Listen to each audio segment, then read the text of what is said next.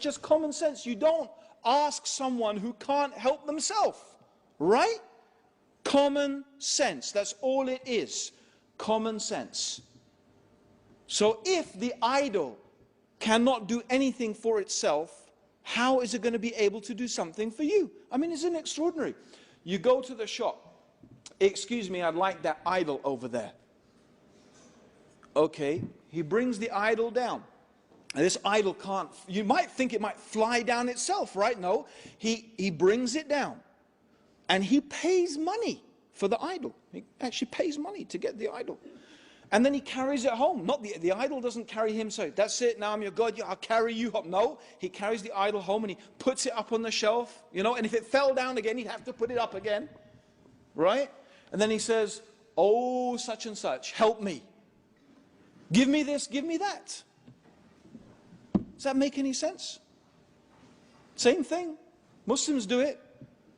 A person dies, they wash him, he can't wash himself. They shroud him, he can't shroud himself. They carry him to the grave and they bury him in the grave. And they say, oh, such and such, do this and that for us. Extraordinary. Does this make any sense? And Allah is just appealing to common sense. So this is one broad category. These are false gods. These are things that we should not worship. They cannot give you what you need and what you want. They can't even help themselves. Those people who pray to saints and prophets. There are even some Muslims who do this. And now we can see how people start to make others equal with Allah. So now let's say that I am praying to Saint Anthony, or some Muslim is praying to Abdul Qadir al-Jalani, or Prophet Muhammad, or Prophet Jesus, okay, or whatever, right? Sallallahu alayhi wa sallam, alayhi salam. Are you telling me that, not just me by the way, oh, let's just say that 1 million Muslims all at the same time are asking and calling upon the Prophet Muhammad, or 1 million Catholics all at the same time are calling upon Saint Anthony? Are you telling me that Saint Anthony can hear 1 million voices all at the same time? If you're telling me that he can, then actually you are not describing a human being anymore. You are saying that he has powers that are actually divine powers. You are now beginning to make that person equal with Allah, with God.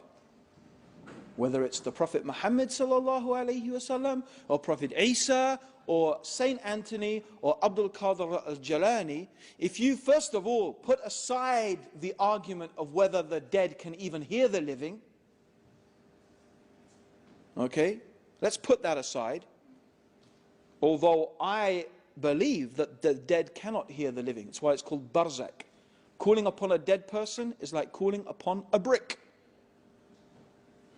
But let's put that aside. Let's say they can hear. Are you saying they can hear these multiple voices all at the same time?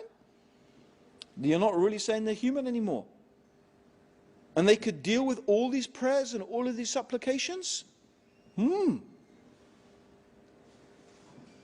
That's a divine attribute. And this is how people either, they imagine that God, Allah, is limited. See, they've given to Allah limitations, and they've given to human beings exaggerations. This is how people start to make and worship things, and they put, and listen, if I pray to Saint Anthony, don't I hope that he's going to hear me? Don't I trust that he's going to answer my prayers? Don't I put then faith and hope and trust, and I believe that he's going to give me what I want and what I need? Or if I pray to Prophet Muhammad or Jesus or whoever it may be, isn't that therefore, doesn't it therefore become a God, an object of worship? It does, of course it does. And the Quran deals with this. Actually, there is something more foolish about idolatry. And the basic reason why it's foolish is because of simple common sense. Any human being who spends some time thinking about it would realize this is foolishness. And again, the Quran appeals to common sense. Allah, God, the Creator, who has created this whole universe, can hear the complaint of every single human being. And not only that, an incredible thing, if every single human being complained to God all at the same time, God could hear every voice of every human being, and God could give every one of them what they wanted, and that would be easy for God. Right? Now, how about the human beings? If you all start talking to me at the same time, could I understand what you're going on about? Could I? Could I? No, I can't. And the reason I can't is because I'm human.